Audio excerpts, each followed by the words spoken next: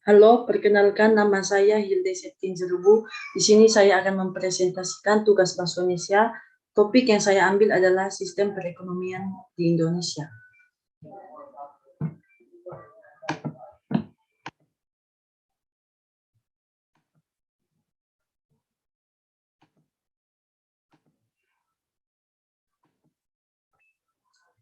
Sistem perekonomian di Indonesia.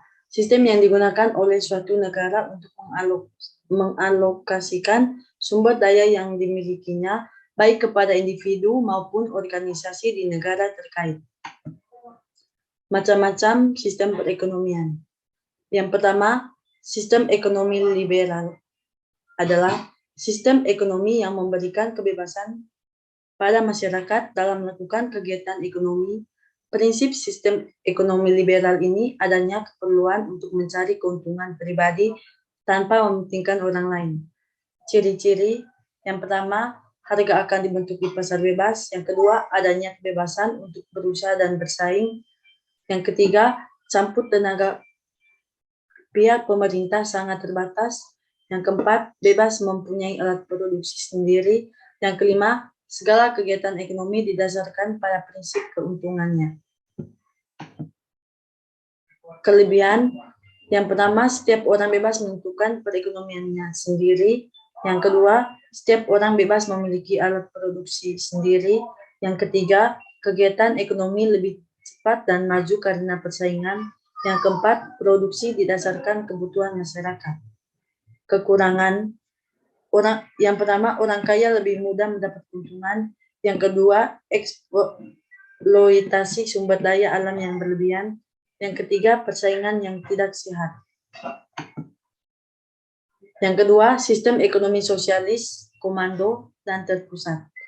Sistem ini biasanya juga disebut sistem ekonomi terpusat atau terpimpin atau sosialis. Setiap negara memiliki sistem ekonomi yang berbeda. Hal tersebut dipengaruhi oleh banyak hal seperti faktor budaya, luas wilayah, demografis, jumlah penduduk, dan sistem yang dianut oleh masyarakat. Ciri-ciri, sumber daya ekonomi dikuasai dimiliki negara sehingga individu tidak punya hak kepemilikan. Yang kedua, tingkat harga dan bunga ditentukan pemerintah. Yang ketiga, kebebasan masyarakat dalam melakukan kegiatan ekonomi sangat terbatas. Yang keempat, regulasi ekonomi diatur dan ditetapkan pemerintah.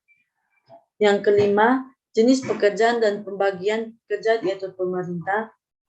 Dan yang keenam, inisiatif dan hak milik perorangan dibatasi. Kelemahan, tidak ada kebebasan untuk berusaha.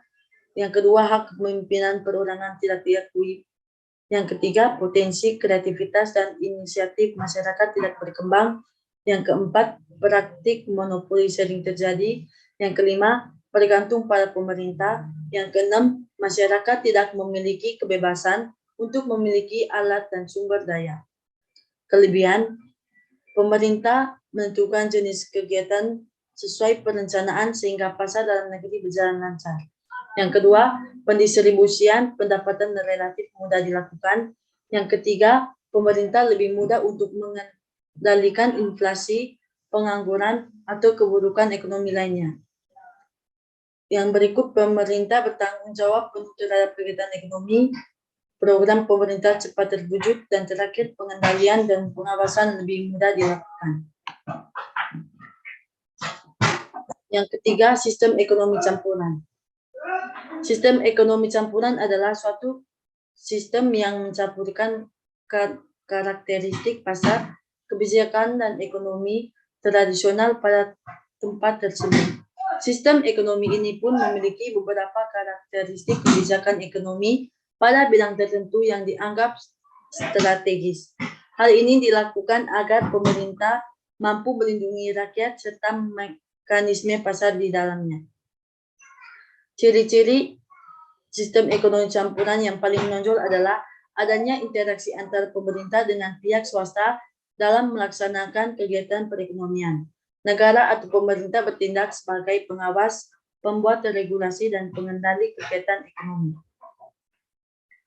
Kelemahan dari sistem ekonomi campuran, yang pertama, kestabilan ekonomi Kedua, pemerintah dapat memfokuskan perhatian untuk memajukan sektor usaha menengah dan kecil.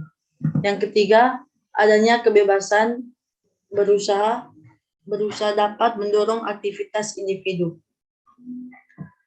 Kelebihan dari sistem ekonomi campuran, yang pertama, sulit menentukan batas antara kegiatan ekonomi yang seharusnya dilakukan pemerintah dan swasta.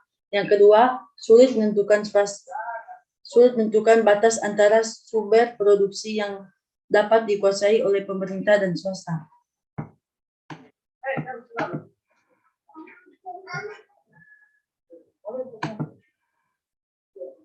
Baik, sekian dari pemaparan dari topik materi yang saya ambil. Mohon maaf jika salah dalam memaparkan materinya. Sekian dan terima kasih.